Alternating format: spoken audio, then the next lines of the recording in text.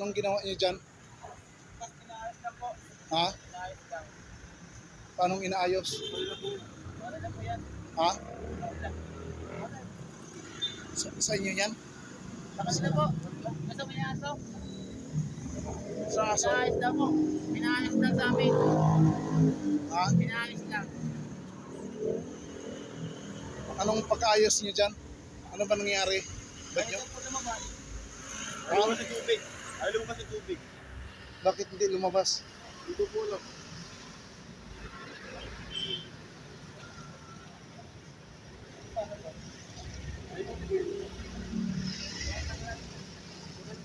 Yan, exit. Patingin ang resibo nyo rito.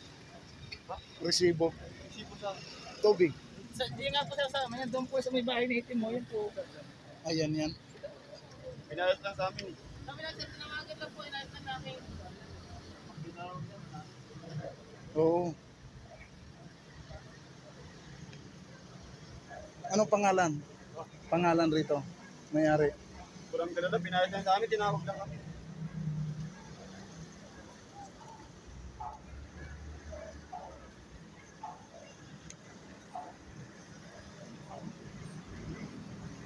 Bawal kasi yung manggalaw kayo ng metro. Bawal yun. Bawal yun. Tatingin ng ID mo. Pangalan mo. Napadaan lang kami rito, pinayos kami. Yung, anong pangalan mo? Ano dito po sir? Ano dito po? Ano apelido? Dito, ano ba yan? Eh sir, yun.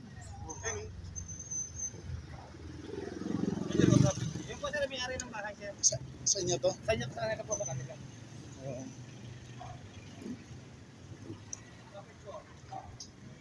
Eh sir, nagulat lang kami kasi binaklas nila eh. Kasi ganito kuya, Oh. hindi pa kami nagkakaintindihan sa bill yan. Simula ng July at saka December, pinapabayaran namin last year. Eh, yung mga aso ko, walang tubig na mainom. Walang tubig na inom yan. Bakit walang tubig? Ha? Bakit walang tubig po? Sinirado lang ng ano. Pero okay na po yan, wala kayong mag-alala. Ilagan nila ng piso. Yan lang, Kabilaan. walang problema kuya, pasensya na kayo. Ha? Walang problema dyan.